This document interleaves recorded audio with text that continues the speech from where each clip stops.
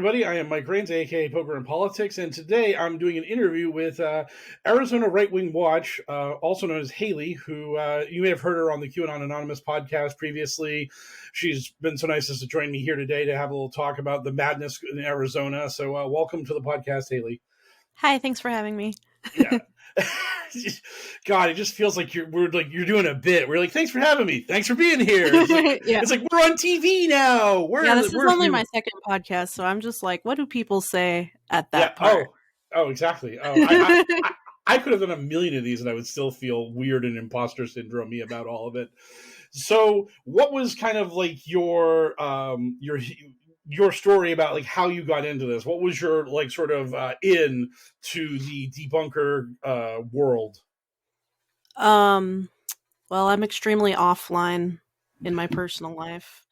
But I like to go to like political events and just like anything that I can do randomly around town. And I was at Stop the Steal, Arizona for like, it was like rolling from the night of the election to January 6th to becoming like kind of like an like after January 6th there was the audit, so there was just like just endless rolling protests. So I've just been going to those endlessly, and that was when I started posting, was when I went to Stop the Steal because it was pretty wild. So before Stop the Steal, did you have any real insight? So the one thing I was thinking of is like, was your mentality like political in nature or conspiracy theory in nature? Like, did you come at this from the side of what are these crazy Republicans up to, or was it more what are these crazy QAnon people up to? Kind of both. I mean, in Arizona, it's both. Yeah, but which was like the first concern? Was it just like Republicans in general, or did you know about conspiracy theories and QAnon as you were getting into this kind of stuff? Oh yeah, I knew about QAnon. Like that's why I'm pretty good at like seeing all the symbols and stuff around the events, because I'm pretty into just like politics in general, and yeah, conspiracies and just anything like that. So did you follow the Illuminati before before QAnon? I'm just wondering like how deep down the rabbit hole had you been? Oh yeah, I mean before QAnon, like I mean I have a lot of books right next to me that are just like a bunch of conspiracy books and like terrorist books. So did you know the Vigilant Citizen website and that kind of stuff? Because like that was kind of my old school Illuminati like stomping grounds back in the day. No, I don't know what that is. A Vigilant Citizen, basically, it's just a website that was just all about famous celebrities having one eye covered and all that stuff, and upside down crosses, and they were one of your like sort of clearinghouses for Illuminati New World Order stuff, and they like, that whole field had a niche, and then QAnon just ate their lunch. QAnon just was like, "Hey, your Illuminati story, thank you, it's mine now. Thanks, dum-dums." And then, very unfortunately, the Republican Party was like, "Hey, this QAnon thing, probably a lot of voters involved with that, so why not get involved?" So, what was kind of like the 2020 election? Was that a galvanizing moment for you? Because I like when I go to your page, it says you joined Twitter in November 2020. So, was that a moment, or were you following this for a long time, and then you finally were like, "Yeah, I should probably get on social media and start talking about this a little"? Like, what was that kind of like moment as things went on? Yeah, like at Stop the Steal, I didn't join it right away as Stop the Steal started, but like once Nick Fuentes and the Groypers started showing up, I'm like, okay, this is getting a bit extreme and like different. It's just different. It was different than other political events that I had been to. And I was getting like footage of Jake Chansley before he was like famous. So I made a Twitter because I just was like, I'm seeing a bunch of weird shit. So and a bunch of concerning shit. So That's literally why I did it. I'm not a professional in any way. I'm just a local that Just a goes to shit. local Arizona native who was like, "Wow, Arizona is just absolutely going insane. Yeah, People need to because hear about this right now." my dad's neighbor had a QAnon flag like on his actual flagpole. Yeah, so Arizona's like, yeah, it's everywhere. That's and yet Biden won the state. That's so Yeah. spicy. Were you at the rallies where Alex Jones was at with his bullhorn, screaming about how No, the he was answer? only there like one day. You weren't there to chant that the answer to 1984 is Yeah. 1776 and all that good stuff. Uh, Um. Oh, he came back, but I missed both days that he was there. Um. But I did see Nick Fuentes and all the Groypers. That was pretty weird. uh, that's not great. And you have Paul Gosart, who's absolutely like best buds with the Groypers. And Wendy Rogers. They just announced AFPAC 3. Joe Arpaio's going to be there. Oh, And Sheriff. Wendy. Yep. Oh, I mean, if there's anyone I could think of that I want to hitch my wagon to, it's Sheriff Joe, who is a war criminal. I mean, Yeah. it's basically the easiest way to describe the man is these QAnon loves talking about Nuremberg 2.0, and it's like Sheriff Joe would be the first person as the accused at a Nuremberg 2.0 because the guy has committed human rights abuses. Oh That yeah. was literally his literal campaign platforms was previously committed human rights violations will continue to do so with your vote. Yeah. And He openly called it a concentration camp, tent city. yep, and the good people of Arizona (parentheses good equal white) were like, sounds great, keep reelecting this guy. But what always made me laugh about Arizona is the fact that when you would look at these electoral college maps, even in like George W. Bush's day, you'd see like New Mexico and Colorado were blue, and the whole left coast was blue, and then eventually Nevada started going blue, and it's just like Arizona's in a bit of a pincer here. Everything around it is blue, so sooner or later, enough people are going to leave those blue states and just drift into this one, and something's going to happen. And lo and behold, even with all this madness going on, the Arizona managed to lose 2 Senate seats to the Democrats, although Kristen Sinema, maybe not really a Democrat, as it were. Yeah. But like both seats in Arizona Senate are technically owned by Democrats. Biden won the state. So I feel in a lot of ways like what is happening right now in Arizona is like a reaction to the fact that it's like, oh no, we're becoming the Virginia of the left coast, where like from like 2000 and 2004, like George W. Bush, no problem, Virginia, blood red state, we got it. And then in 2008, Virginia was like, oh yeah, by the way, we're blue. And now we're like 10 points blue. And the Republicans will never see this state again in a presidential election. And everyone was like, whoa, Virginia, what was that all about? And now, like, that's kind of what's happening to Arizona. And I mean, I don't know what I think it's like just, again, that desperation, like the need to militarize and weaponize everything. When the Republicans lost Virginia, they're like, darn it, aw shucks. Oh well, now like they see themselves like losing Arizona. They're like, okay, we need voter ID bills. We need to nominate absolute sociopaths for office. We got to do something because we can't allow this to happen. We can't stand for blue Arizona. That's a bridge too far. Definitely. Yeah.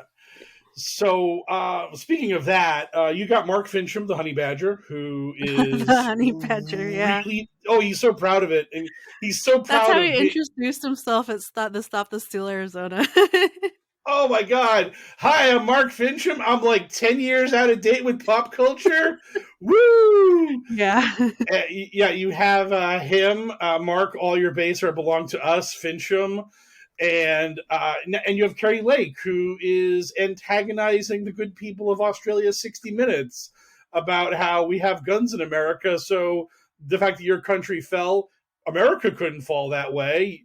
And the people of Australia in 2020 are like, our country didn't fall. What are you talking about? Yeah. And she's like, oh, you know your country fell. You're a police state. You're adorable. So what is your actual, like, since you have proverbial boots on the ground there, what's your take on Fitchem and Lake's chances? And who are the Democrats who are going to be like likely to be their opponents in the general elections?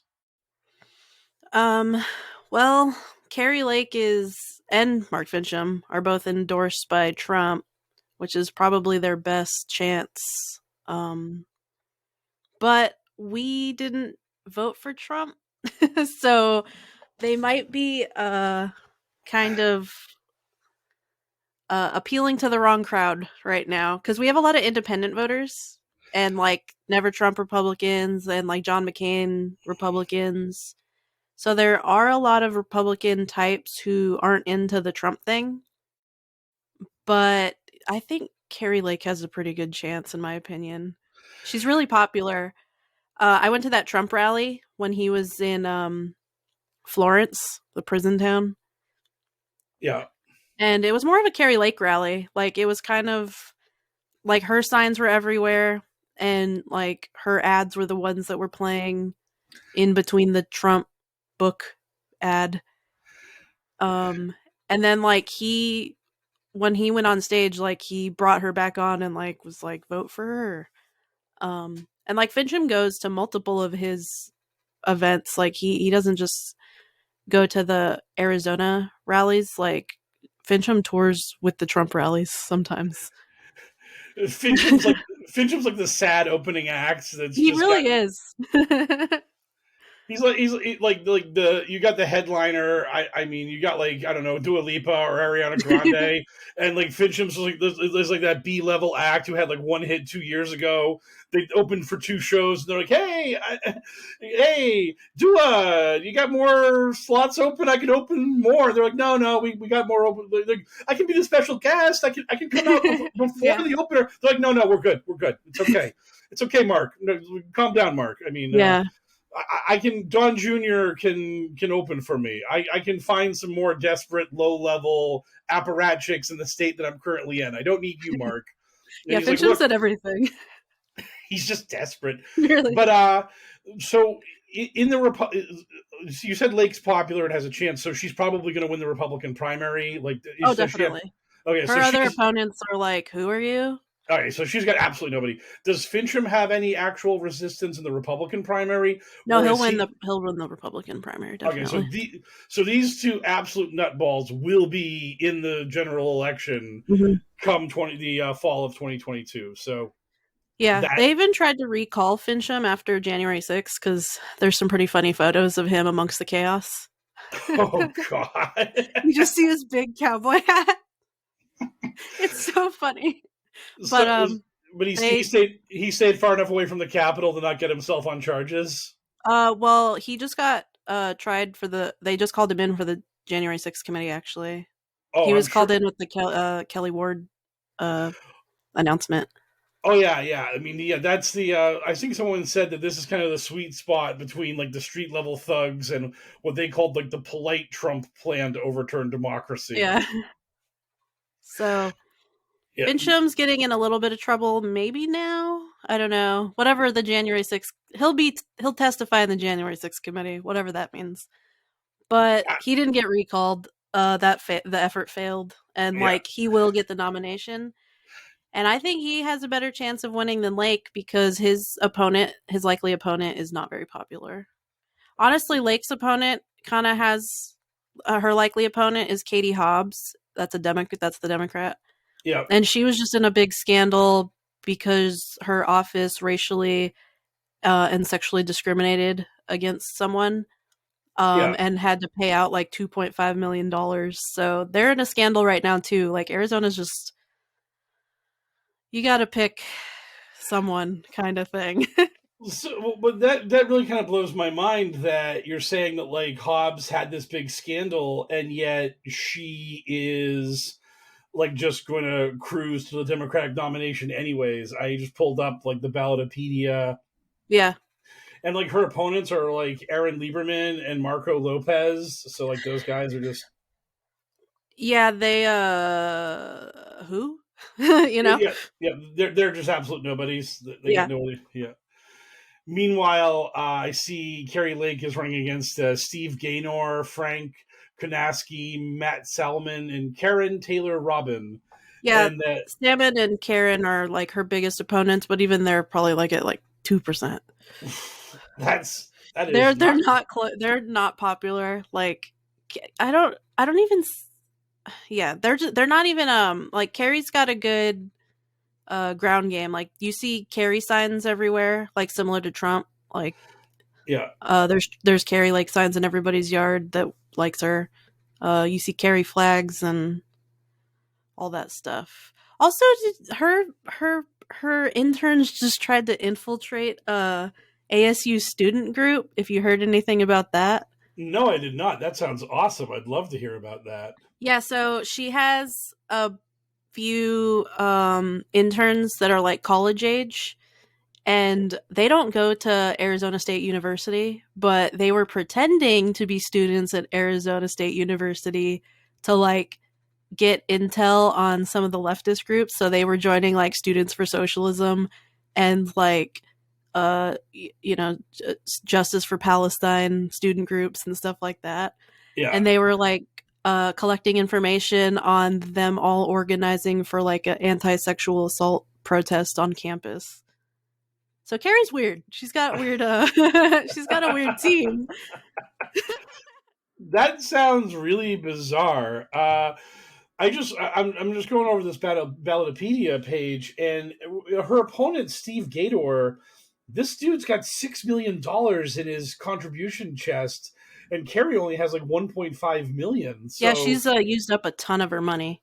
yeah, she had 1.5 million, and she spent about 1.1 million. Yeah. Whereas Steve has 6.2 million, and he spent under $500,000. So it feels like the primary is not until August 2nd, so it feels like he's keeping his powder dry. It feels like he's waiting until like quote unquote real primary season around Yeah. like April or May, and then you're gonna get the Steve Gator like mega blitz. Yeah. Because I looked him up, and he apparently lost a very close election to Hobbs for Secretary of State, and like that was his previous dipping the toe into politics for him, and he decided, well, I failed to run for Secretary of State. I might as well go run for governor now. And Yeah. I don't know where he's getting his money from, but he's got a lot of it. So that'll be very interesting. It's funny because like every state has just a different timetable for this stuff. So you have to look into it, because it's getting really crazy in Texas, because their primary is on March 1st. Their primary is in like 2 weeks. Oh wow. And yeah, and it blew my mind when I found out about that, because I was seeing a bunch of QAnon supporters like really like yelling for people to vote for Allen West, and basically the Republican primary in Texas is like 10 lunatics and Governor Abbott, Yeah. who is also a lunatic, but he's the elected governor, The elected lunatic. the elected lunatic. So he's like the mainstream lunatic. And I saw like Major Patriot. I saw like that dum dum. He said something to the effect of like, all you other idiots need to drop out and pick one guy to go after Abbott.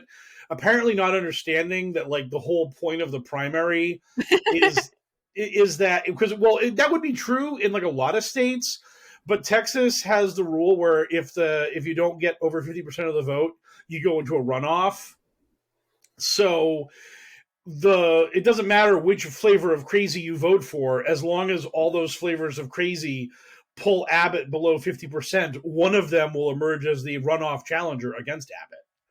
So that it will, but I don't think Abbott is in any real danger, but it would be really hilarious if he was, because that's like kind of the thing I wonder about like QAnon when it comes to this stuff is like, let's say that Gaynor like just does the media blitz, like all those lake signs you're seeing get replaced by vote for Steve signs, and he wins this primary.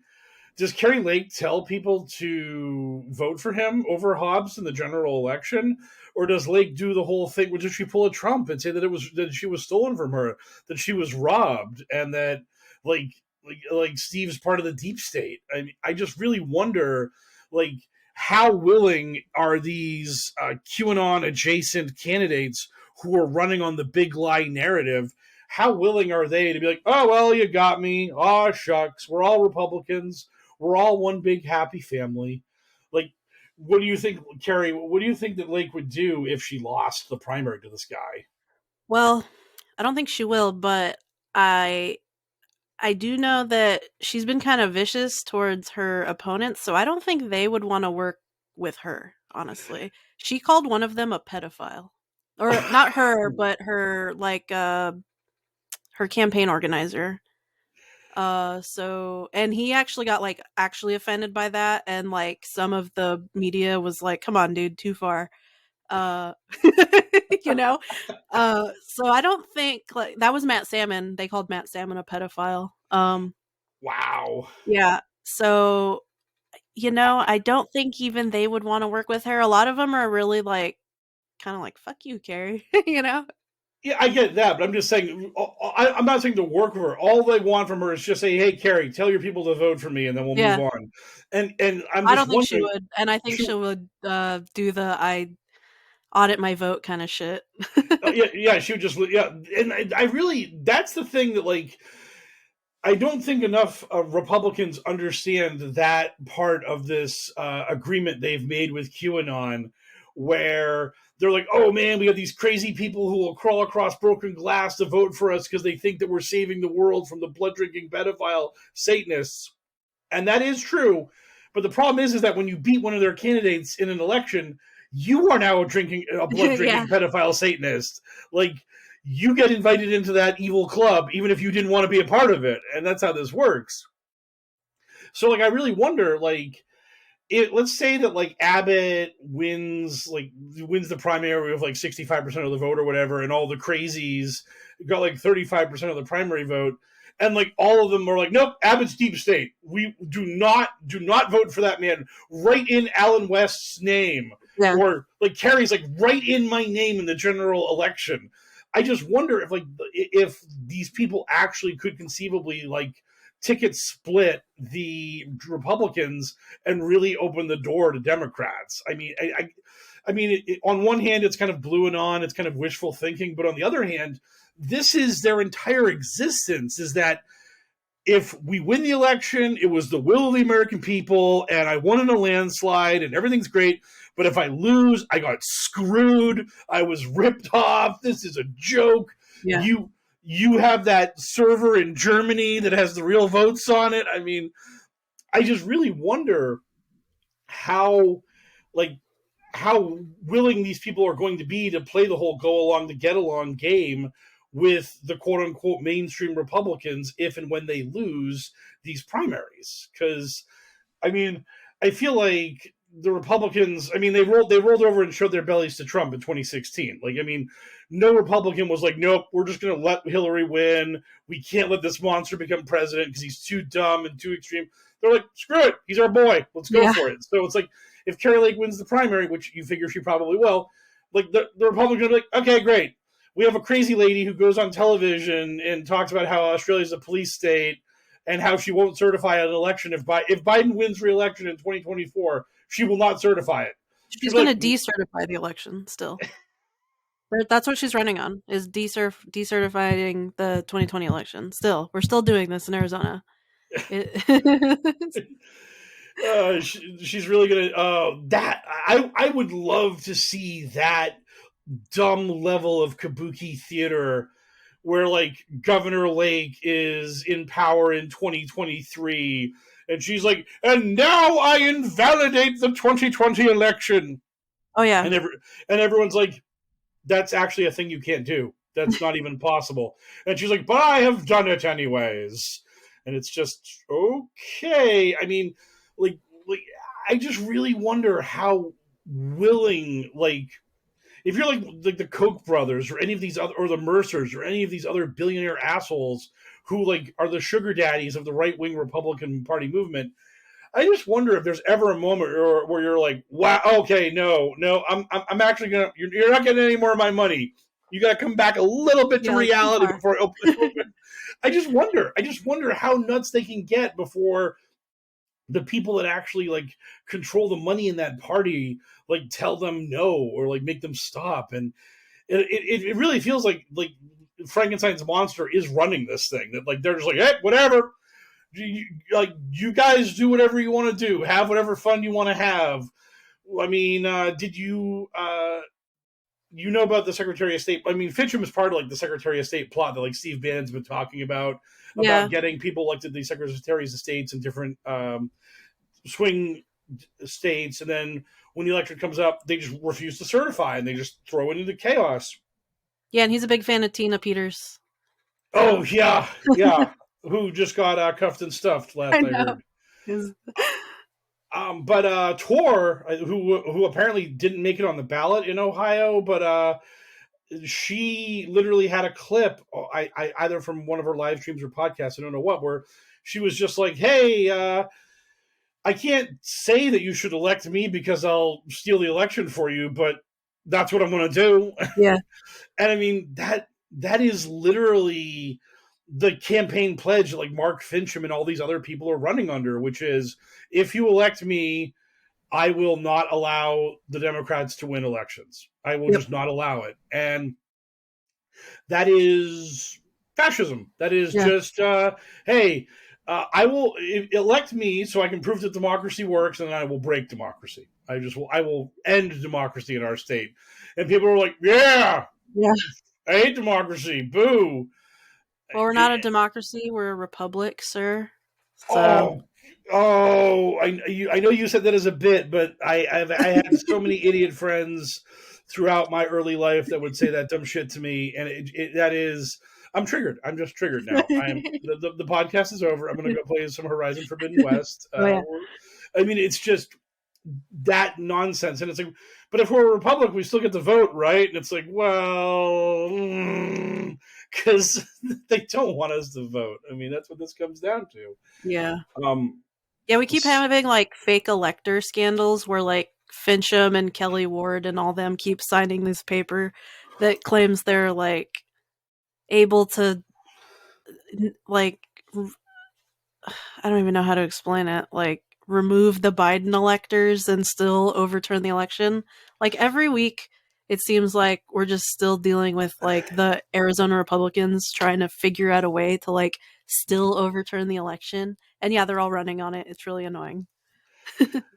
I just really wonder how much juice you can get out of that, because there has to be like some level of like just one incompetency. Like you just having a Democrat saying that like, hey, I'm going to fix some potholes, I'm going to fix some bridges, I'm going to like streamline government accountability, I'm going to say all these buzzwords, and their opponent is running on Trump won, god damn it. Yeah. And I just really wonder like how much like how compelling an argument is that relitigating the last election where your guy lost by 8 million votes in the popular election. Like, why do you think he's a winner? Why do you think following this guy and pretending that he's right, that the election was stolen from him, why is that the hill you're willing to die on? I just don't get it. Yeah, and like again, I don't really get this strategy in Arizona because like he lost.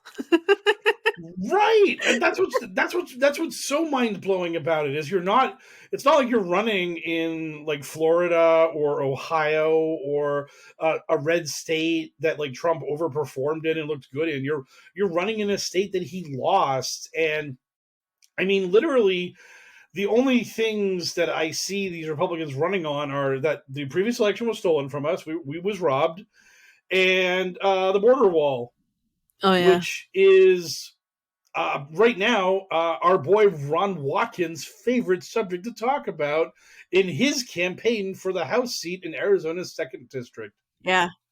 So, what's the Ron Mentum looking like in Arizona at this point? You've said that Kari Lake is like probably going to be the general election candidate. Fitchem will be the general election candidate, and that both of them are like we'll talk about that in a moment. But both of them are going to be there. What's Ron's like ceiling in this Republican primary? Because I've put it at like 8%. I mean, I mean, if he even makes the ballot at this point, but yeah, he has to get 2,000 signatures. I don't know if he can do that. So I mean, it's so funny that he's asking for volunteers, and it's like You do know that a real campaign pays people to do that, right? A real campaign gives people 15 an hour to go get signatures, and those people then like hover around shopping malls. They put in the work. You're not asking like some QAnon like idiot to like socially engage with people for the first time in months, and he's doing it because he's part of the Code Monkey Army, the Yeah. CMZ Army, which sounds like he's a TMZ reporter getting ready to like be like harassing someone as a member of the paparazzi. It's so bizarre. But what is Ron's actual like chances of winning the Republican primary? Is it the zero that I think it is, or like Yeah, it's what? literally zero. He's running against a guy, Walt Blackman, who's already seated. Walt Blackman is a congressman here, and Yeah. now they're both going to run for actual Congress. Like, so he's already like well known here and popular, and he's running against that guy. Him, Gateway Pundit and Ron have been trying to like run a smear campaign against Walt Blackman, but like he's popular. The Proud Boys like him. I've been to a rally with Walt Blackman, and there was a bunch of Proud Boys there, and Walt Blackman gave him a big shout out. So like he's got fans, you know. His right flank is quite secure. Yeah. Yes. Yeah. Yeah. But like you said, how some of these candidates might be kind of damaging the chances for Republicans in winning that seat. This is kind of like a because the lines just got redrawn, so it is a Republican leaning area, but maybe if Ron kind of damages Walt Blackman's campaign enough, like he might not even win, you know? Right, because like this is like Ron basically decided that like Tom O'Halloran is the greatest monster we've ever seen in Yeah. America, when Ron could not have picked Tom O'Halloran out of a police lineup before he decided on this psychotic grift of his. Yeah, so yeah, I'm seeing Walt Blackman. I'm looking at him now. He's a state representative. Yeah, and now he's going to run for Congress. Right. So he was in Arizona's 6th district in the state level. Yeah. Yeah. Yeah, I'm looking at he was in one of those fun districts where two people get elected. Mhm. He and a lady named Brenda Barton won those seats, and another lady named Carol Evers, a Democrat, lost out by 3,000 votes. Wow, that's a more competitive district than I would have thought of a guy who supports the Proud Boys. But hey, Walt, you're full of surprises for me. I saw like I don't remember Ron going after Walt that much, but he was going after like Eli Crane. Yeah, Like which I think is funny because that guy has about as much of a chance as Ron of winning. so Ron has no idea where to focus his fire. Like Yeah, I don't get the Eli Crane thing. Eli's like absolutely small potatoes. Like literally, Ron talking about Eli is just elevating Eli's profile in the primary, and there's no point to be doing it. Yeah, because he keeps talking about his like association with Mark Cuban. You know? Yeah, that's his big thing. Like I think that's why he's focusing on it. But it's okay. Do you know his association with Mark Cuban? This is hilarious. No, tell me all about it. Okay, so he was on Shark Tank. Eli Crane. His product is those super large bullets, hollowed out, and it's a bottle opener. And Mark Cuban invested. So that's his connection to Mark Cuban. So Eli Crane was on a reality television show and sold a part of his business to Mark Cuban. Yeah, and that is, oh man, that just makes me laugh because it would have been so much better if he had sold a slice of his business to like Mr. Wonderful or Jeff Foxworthy or someone else who like probably would have had like, because Mark Cuban, he was like punchy about Trump and stuff like that, but like any of those other sharks would have probably have not gotten nearly as much of a reaction out of Ron's constituents. Well, except for the CEO of Fubu for obvious reasons. That would have probably been a no bueno connection for Eli also.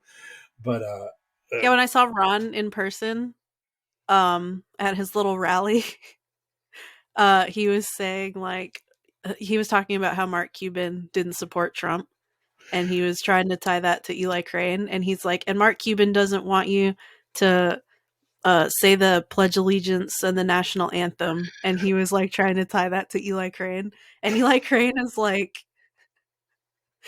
he's pretty right wing. Yeah, it was just funny. Eli's just, dude. I just took his money. Right. I was selling my bottle openers. I know, it's like it's huge bullet bottle openers. Like, come on, this guy's, you know. Have you seen Shark Tank? They're morons. They they Look they at the website. It's called like Bottle Breacher or something. Oh God, what a name! But I mean, I just love. I mean, like Shark Tank turned down Ring. I mean, like literally, they were like, But I wanted the big bottle opener. yeah, I know the big bottle opener was a can't miss. But hey, why would people want a video camera at their front door? I mean, nobody wants to see if their packages are being stolen or if like anyone's. I don't get it. No deal. I'm out. And then the guy who ran Ring walks away and is like, "Oh well." And then people on TV were like, "Holy shit! You can get a video camera on your doorbell." And the guy's like a trillionaire now. So it's like those absolute titans of industry. Yeah, God. But I love what a tenuous link that would be. Like that'd have been like Hillary Clinton in 2016 running attack ads being like, Donald Trump is friends with Mark Burnett, the guy that did Survivor.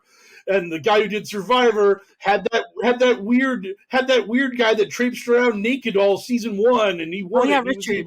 Richard Hatch, the guy who wouldn't pay his taxes. Trump's connected to a guy that doesn't pay his taxes through Mark Burnett. Yeah, Vote for Hillary Clinton. It's like, oh my God.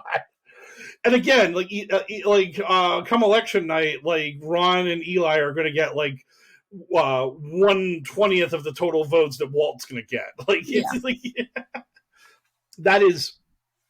I just love how totally, absolutely clueless Ron is. It is. It's just delightful. Like right now he's hanging out with those people at the border. Have you been paying attention to that? I saw him with his gun because every good little Republican needs to have a promo where they're holding a gun and not a handgun, mind you. They gotta have an AR-15 or an AR-15 adjacent weapon. Yeah, it was like a rifle. Yeah, I just love the idea of like Ron Watkins emptying a clip at the border to fight human traffickers. The bulletproof vest. Oh yeah. Yeah, Ron was ready to go to war. Ron's going to save the Republic on the border. It's very goofy in the cowboy hat. Just a lot. It's a lot on the eyes. Did you see that he didn't register the domain name? Yeah, CRZ Army. So now people have like Ron Watkins as a clown. Yeah, that's great. They bought. I mean, good on you for doing it, but I mean, man, you wasted money on a dog that can't hunt. That's one of the things that makes me laugh a lot is people who are like, "Oh no, you're giving Ron too much like oxygen," and it's like you don't understand how totally inept this man is. Yeah, I don't even think Walt Blackman is focusing on him. He's just like, who is this? I don't care. Yeah, Walt Blackman's like focusing on his opponent in the general election. He's focused on the Democrat. He's like, he's like Tom. He's like, hey, Ron, thanks for this like Oppo research on Tom Halloran. Good on you, buddy. Tussles Ron's hair, just lets him know he's a cute little boy. Gives him a Werther's original. Yeah, I mean, but I do wonder if Ron's ignorance is going to lead him into some problems, because those people he's hanging out with at the border are kind of bad news, and I was wondering what led him to them, and like, is he just kind of like meeting up with random people who hang out at the border because they're willing to take him, or does he like actually know them? Because the main leader of that militia that he's hanging with he's got a bad reputation even with other militia dudes. They call him Screwy Louie. So give us the backstory on Screwy Louie. Screwy Louie has an encampment at the border. He kind of lives in a big tent thing where he just brings a bunch of other militia people down there and they patrol the border. And then he takes donations and gas cards to stay functioning down there. But he has a history of like anti-immigrant violence. Like he overturns water tanks at the border crossings in the borderlands. Like intended for immigrants crossing. Right, of course, yeah. Yeah, and he's been arrested he's been arrested for that, and he's also been arrested for trespassing in like a homeless encampment that was an abandoned industrial site that he thought was like a Pizzagate trafficking ring. Oh, I think I remember hearing about that. Where like, Yeah. they were talking about like this is the site of ritual child abuse, and they were Yeah. trying to make all these different things into that. And it's like, no, this isn't. This is just a normal homeless gathering. There's nothing nefarious about it. Yeah, but he was in it and like overturning it and kind of just being weird and got arrested for it. So he's kind of got a weird history. But he just hangs out at the border like permanently. And kind of works with Border Patrol. They tolerate his presence and work with him. That's And not like good. sometimes like I know. And sometimes like Proud Boy affiliated people or like Patriot Prayer affiliated people or other militia groups will go down there and join. So I'm like, does Ron really know who he's getting involved with? Or, you know? I feel like Ron is Kind of a tough crowd. yeah, Ron's probably like kind of any port in a storm at this point. I mean, he really doesn't have like an actual constituents in Arizona. Yeah. So he's like, hey, anyone who's willing to answer my calls, I'm in for it. So great. Yeah. Go this person. Yeah, it's kind of weird vibes. Yeah. So speaking of depressing things that are going to be underwhelming and end in failure, what's the status of the U.S. trucker convoy? Like, Oh my God. What's the dream that's going on here as we are currently watching Canadian police? Yeah, I was watching that right before I. Yeah, very politely but firmly dragging people out of their cars and arresting them in apparently what is a very slow and arduous process. Because I was reading that like about an hour ago they had only made like 21 arrests because they were like literally grabbing you, dragging you down to like this like truck or whatever that they're mobiling, processing your arrest, and then after they did all the paperwork, they would come back out, grab the next person. So it was like they were doing everything aggressively by the book in this very slow manner. But also, in a way, I kind of feel like after the first 10 arrests, if you're sitting there, you're thinking to yourself, they're not serious. Maybe you're the moron. Maybe after like the 10th guy got cuffed and stuff, you're like, oh, they really mean this. Oh, this is actually how this is going to go down now. I should probably leave. Like I should probably like they're giving me plenty of advance notice that they're coming for me. Like I'm probably number 30 in the queue at this point. So if I wanted to dip, I could dip. But freedom, MAGA, where we go one, we go all. Oh no, they're arresting me. I couldn't have seen this coming. I didn't literally have 5 hours advance notice of them coming to arrest me. So yeah, what's the status on the U.S. trucker convoy? Well, there's definitely going to be one that leaves on February 23rd in Barstow, California for some reason. That's organized by Leah Dundas and the People's Convoy. That'll go through on the I-40 and go to DC, supposedly. The first stop is in Arizona, so I'm going to be there. Well, that's very exciting. So, do they have any like numbers? Because I've heard a lot of people talking about how they're not actually getting people with rigs to do this. Oh, no. I don't see any truckers talking in chat. It's literally like a bunch of names I already recognize because they were all at January 6th. And then a couple other names I recognize because it's like in Arizona, it's a couple Proud Boys have been organizing, and the lady who did Trump stock. Oh dear. So like it's not truckers, It's I don't see any truckers. Yeah, so it's literally going to be a bunch of SUVs and maybe some people who have like the front cabs of a truck but no It'll be trailer the other behind. kind of trucker, like truck nut trucker. Right. Yeah. Yeah. Like, hey, check out my Ford F-150. Yeah. Yeah, I'm a trucker. Yeah.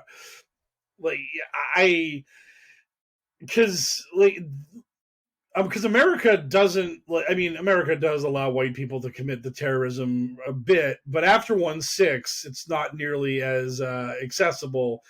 And I cannot imagine a group of people like getting a motor convoy and thinking like a good outcome is let's go to DC and see what happens.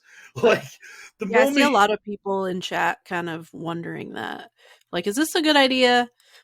You know?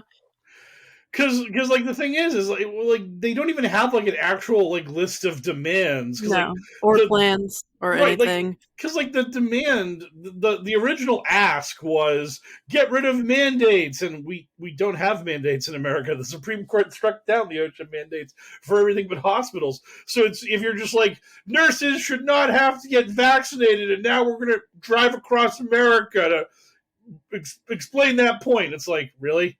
Like I don't even think the nurses are that bent out of shape about it. Like you're really doing this for medical workers that got like hosed by the Supreme Court. That's why you're going to stage a cross country road trip that's then going to end in DC where they're not going to tolerate your shit. Yeah. Because I mean, that's the thing that's like so hilarious to me. Like when they talked about, oh, we're gonna like blockade the Super Bowl, I was like, oh, please, for the love of God, try that, because you have no time to plan for it. Because like they were talking about this like 5 days before the Super Bowl I know. first came up, and I'm like, the Super Bowl.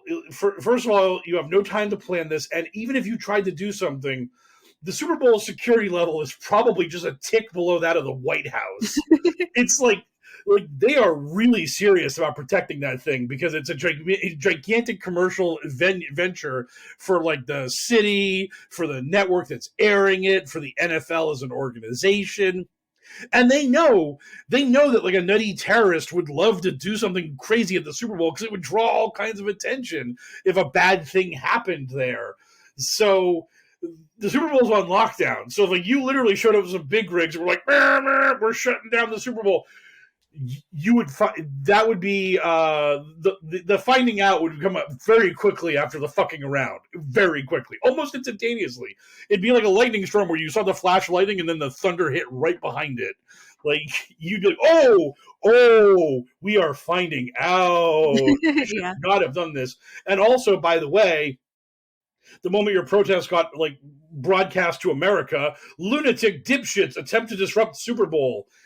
Guess who's going to look bad in that? I mean, the NFL has all kinds of problems, but the NFL is also incredibly popular. So it's just like I cannot think of a bigger loser of an option other than trying to drive trucks to DC to blockade it so that Joe Biden will be forced to resign.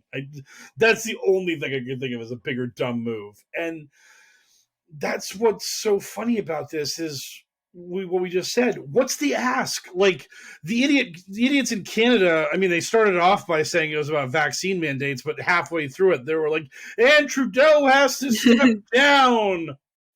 Which no, he's not. Yeah. Trudeau, being a jerk, like literally called for a quick election like a year ago, and he got reelected, so he's in. He ain't going anywhere for a while. I think they have to call for an election like every 5 years in Canada. So like he's set. I mean, he doesn't have to try his luck with the Canadian public again until like 2026 if he doesn't want to. But it's really hilarious to me that like what would American truckers even ask for? Like freedom? I mean, like That's literally what they've been saying. I've been listening to the organizers' demands on because they've been on InfoWars, War Room, Outside the Beltway, like a couple channels already talking about it. And when they ask them, like, okay, so what's your goal? And they're like, freedoms, the Constitution, we want it to be reinstated. Like, okay. So it's super vague. It's going to be just a super vague right-wing grievance honking. Can't stop the honk. Oh God, No. they're such children. I Did you see just Ted Nugent's going to join? He's going to join in Barstow. Oh, that's awesome. Oh, getting that star rub from the Nuge. Mm-hmm. It's so good. I'm just imagining like these idiots like being like a day away from DC. Like they're like wherever west of DC that you would be. So like somewhere in New York or like a part I of can see Virginia. so many problems happening before they even Yeah. reach DC. Oh, absolutely. But I'm just saying, like the day before they make it to DC, like it's like the big moment, and like now, like there's all this press around them, and they're like, when you make it to DC, what are you gonna say to like Biden and like Congress, and like the guy is just thinking like freedom and Yeah. the Constitution, and he's just like, I like turtles. Yeah, It's just they're just gonna honk. yeah. That's why Like, they're just gonna honk. like, why are you honking? And it's just like freedom, honk, honk. And then a cop just pulls them out of the cab of their car, throws them to the ground, and cuffs them. And they're just like on the ground screaming freedom. And it's like you live in America. You have freedom. Like here's a mirror. Look at your white skin, you fucking moron. Behold your white skin. You have all the freedom you could ever want. Oh, guess what? You have a penis also. You're a white man in America. Please tell me what your problem is. The fact that the fat orange man that was a moron didn't win the presidency again. That's my problem. I don't like it. And it's like you lost an election, you baby. Yeah. And like this is the thing, is that like literally Trump won an election and he went after minorities. He like kicked trans people out of the military. He like did everything he possibly could to demonize non-whites. Then Trump loses and Biden's just like, okay, everybody, let's go along to get along. And you're like, I'm being persecuted. It's like, no, you're not. You're not being persecuted. You think you're being persecuted because persecution to other people isn't happening. You idiot. Oh my God, these people. They're like, I mean, they acted this way under 8 years under Obama, when Obama was just trying to be a bro. It's just so wild to me that like you can just be mad that like, because I have a white male friend, and he is he's the most frustrating human being that has ever lived, because me and him will go out, we'll get some food, we'll be talking, and he'll be like, hey, Mike, what about this? And I'll explain it to him. He'll be like, what about this? And I'll explain it to him. And then like after our meal is over, he'll be like, yeah, we're pretty much on the same page on everything. I see what you see, man. We're cool. And then I'll go on to Facebook like 2 days later, and he'll have like a MAGA meme about Hillary being thrown in prison on his Facebook page. And I'll be like, what is wrong with you? And he'll just be like, Trump 2024, lol. And one day when we were having these arguments, he just said to me, he's like, you know, Mike, it really doesn't, like, who the president is doesn't really impact us. We shouldn't be all upset about getting all bent out of shape over it. And I'm like, you can say that because you're a white dude. Like, that's why you can be like, who the president is doesn't really bother me. It's like, yeah, because you got to like get the cheat code into American society by being a white man. Like, for other people, who the president is really matters a lot. It really impacts them. I have a friend, wife is an immigrant, got a letter in the mail, deport yourself. Literally just got and it turned out that like they called him the immigration lawyer, and the lawyer was like, "That's bullshit. Don't even listen to it. Like they can't do that to you. Like in order to get deported, you have to go before a judge. They only do that to try to scare you. And if it works and you leave the country, they can just cross your case off the books. But like that letter is bullshit. Like it's not a real thing, and it's just like, yeah." Because you're a white guy, you don't get letters telling you to leave the country now illegally from the government. It's just, yeah. I'm sorry I ranted so much. Rant. I feel bad. I'm like, I'm interviewing this person who's trying to explain what's going on to us in Arizona, and another thing about Trump. Like, oh God, I am bad at my job. I am very bad at my job. But so like, what do you think are like the numbers for besides the fact that we're going to get no trucks? Like, are we talking like thousands, tens of thousands, hundreds? a couple dozen? Like, what's the actual like size of this thing that you think is going to be coming down the pike? Well, I see a lot of support for it. They've been taking like polls, and every time I notice the poll numbers, like the convoy people have been taking a lot of polls, and every time I see the poll numbers, most of the people are answering that they want to like support the convoy, not necessarily get involved in the convoy. But like I'm a part of like a lot of convoy chat rooms, and some of them are like over 100,000 people in there. A lot of people are checking in, claiming they're going to join. But you know, you don't know until it happens. But there are definitely going to be quite a few people leaving Barstow. I mean, even Ted Nugent's coming. Oh, I mean, how can you miss out on the Nuge? I mean, I know. that's once in a lifetime right there. I guess it's a big trucker stop. I guess there's a big trucker stop there, so that's why they picked the place. But the first place that they're going to meet in is Kingman, Arizona, which is what? It's a very small town. It's like uh, absolute nothing going on there. Yeah, my hotel was $50. Yeah. Well, that is not a ringing endorsement of this trucker rally. If the local hotel for their first stop is like, hey, I mean, if we'll pay you to come sleep here. I mean, I know. I was like, shit. Yeah. You're like, fuck. Can I get to pay my rent for the month? Like, how much do I have to pay That's you? a pretty good deal. Can I just turn you into a long stay? I was thinking the same thing. Oh my god.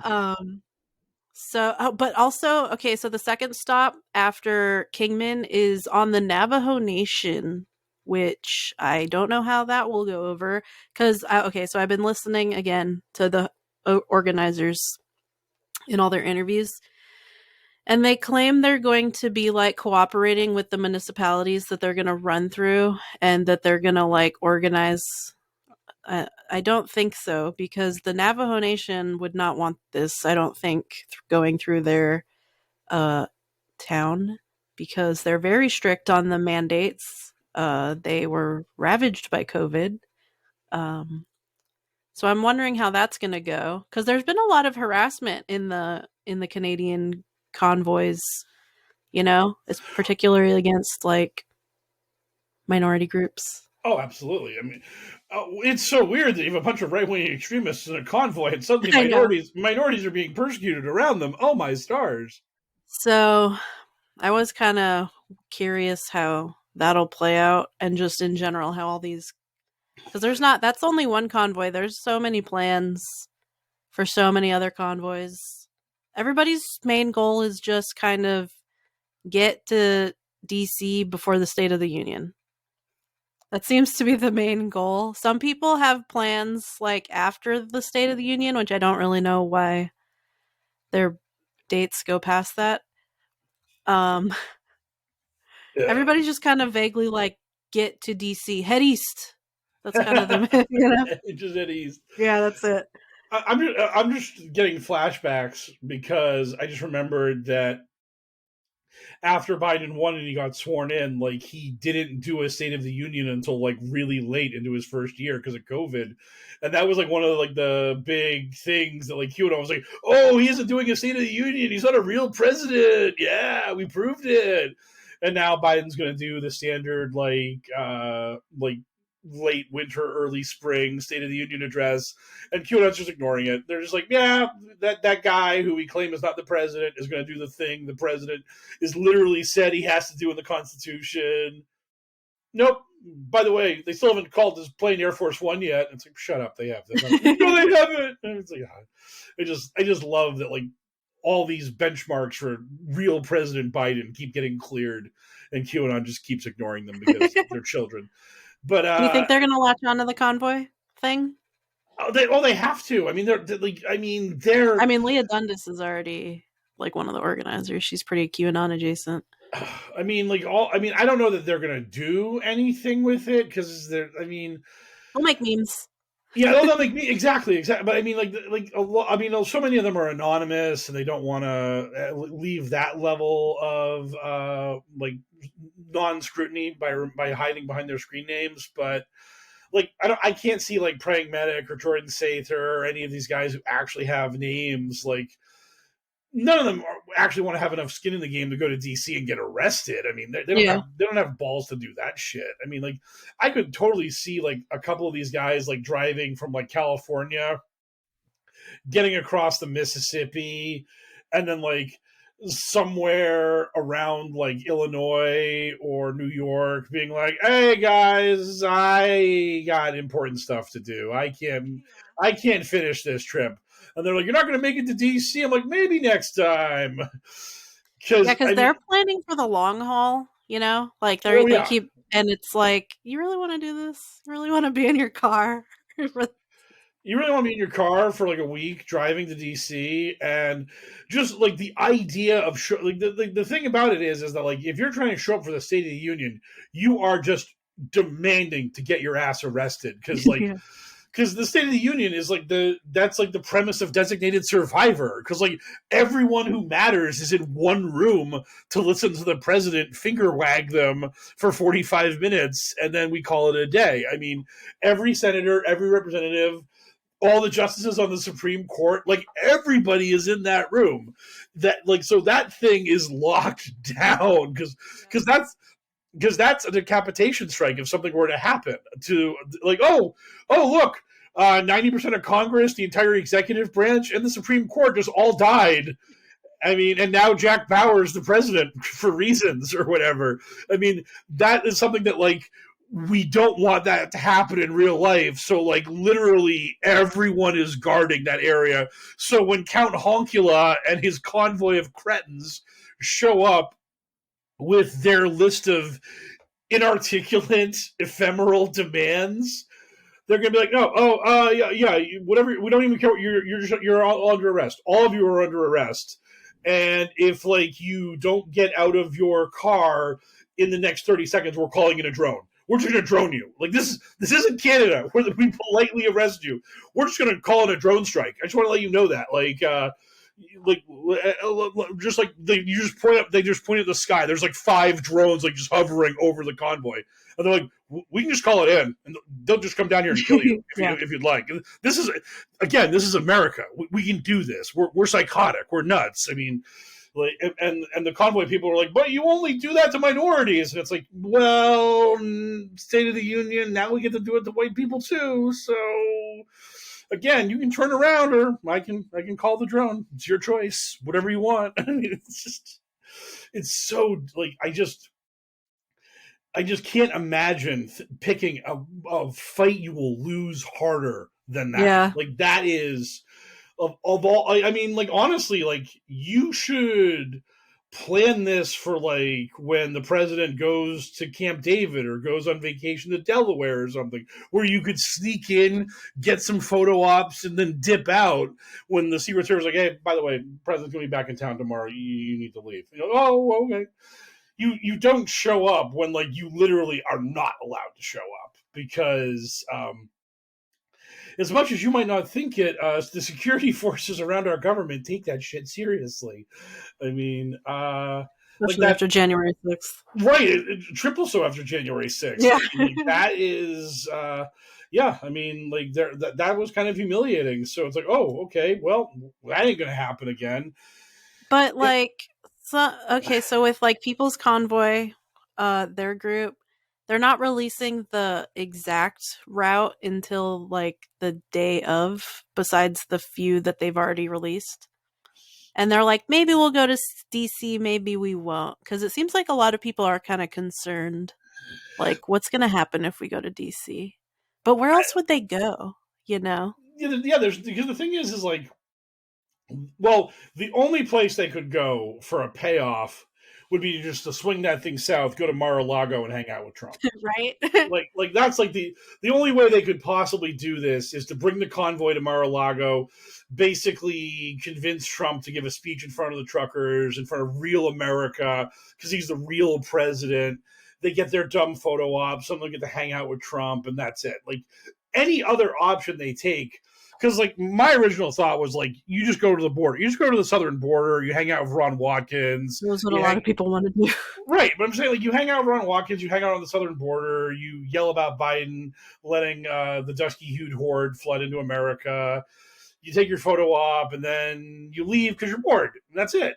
And that's no harm, no foul shit. But like there's no place I can think of that you could drive to from the West Coast to the East Coast that is a payoff besides Mar-a-Lago, because you can't go to New York City, you can't go to Boston, you can't go to Philadelphia. Like those cities will like just run you out of town immediately. I mean, like those police departments like see you idiots coming and they're like, don't threaten me with a good time.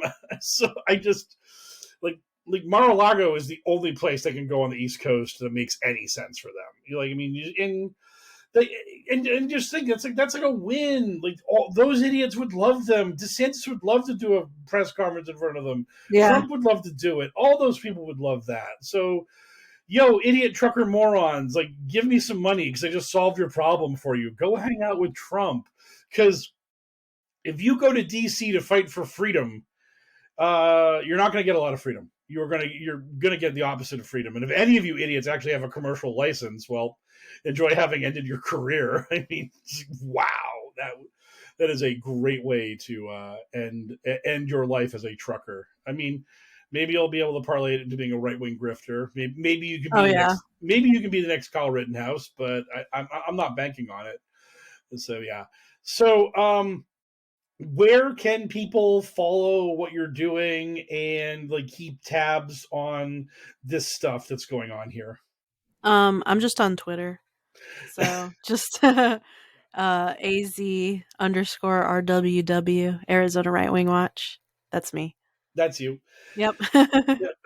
And you just got a Patreon going, which everyone has encouraged you to promote more, even though you apparently feel terrible about promoting it. So I don't like feeling like a grifter. I don't want to be like Wendy Rogers. But the thing is people call me a grifter. So like a grifter is the thing is a grifter is someone who is lying to you, and like that's the thing is like you're not lying to anyone. You're saying, hey, I'm giving you this content. If you think there's a value to it, kick me a few bucks. Hey, also, I don't like I kind of have struggle with the idea of monetizing it, because it's like, I mean, I don't know. Sometimes I feel like people might drum up drama for the sake of seeming like there's drama, so it like they have content. You know what I'm saying? And I think if there was no more right-wing shit, I would just turn the computer off and go back to smoking weed on the floor, you know? Yeah, but the good news is that the right wing attempting to destroy America and the Republic will never go away. Unfortunately, I'll probably be doing this for the rest of my life now. Oh yeah, I mean, it was on the HBO documentary. One of the QAA guys said it like bad for America, good for us, and like yeah, exactly. But that seems bad. It does, yeah, it sucks. But I mean, it's the reality. I mean, like it's just where we are in our society at the moment that there needs to be more people out there like trying to call attention to like this slow moving train wreck that like as fun and as silly as this trucker convoy is, it's going to crash and burn. The honey badger as the Secretary of State of Arizona is incredibly dangerous. Oh, yeah. Like these people are actually trying to work to manipulate like the levers of power in such a way as to having the ability to invalidate elections. And I think getting a few dollars for explaining this to people and trying to draw attention to it isn't something that you should be ashamed of, because I mean it's work that needs to be done. Okay. But more importantly, I have a Patreon. Yeah, yeah. That's the thing. That's the thing. You got to do that Alex Jones thing where you get red in the face, screaming and yelling, and then just shift into the pivot about the high quality products that you have and double Patriot points and all the rest of it. So, but if you subscribe to my Patreon, there's pictures of my cat. She's cute. That's a massive incentive. I think that's what my Patreon is missing. I'm going to have to get some cats. Yeah, it's good. She's great. That is awesome. So, thank you for having joined me here for over an hour, I know. Thank you blathering for about having this, that, and me. the other thing. Oh yeah. So this was fun, and I'll definitely. I'm very. I just like checked your Twitter, and you're getting close to like 10,000 followers, and that makes me so happy because I remember when you had like 300 people, and I'm like, damn it, like this person is promoting some great content, and they're like putting in work, and nobody knows they exist. That's not cool, I and know that. my Jake and Jelly or Chansley video of him out of costume screaming has like 2 likes because it's one of my first videos, Oh, and it's like, man, that was content. You know what I'm saying? yeah. Oh, like that's the thing is like when you first get started in all of this, like you will just have a post, you'll just like look back on it and be like, man, I nailed that. Yeah, And you're just looking at your like 12 likes, one that was retweet. it. Got Jake Rockatansky to follow me though. That's how I met QA. Oh, hey, Yeah, that's how you broke into the big time, baby. There you that's how I go. broke the ice with that Yeah. Oh, that video. and now you're going to Sizzler. So yeah. Yep, now we're going to Sizzler all the way in Barstow. Oh man. So yeah, enjoy all that fun and frivolity, and Yeah, we'll see how hopefully, it goes. yes. So I hope this was an entertaining listen to everybody. The regular podcast will be coming out always on like late Wednesday night, early Thursday nights. I'll be trying to do more interviews with people. So I usually leave this to Elle, so I don't know how to end things other than to just say, "Good speed, Patriots."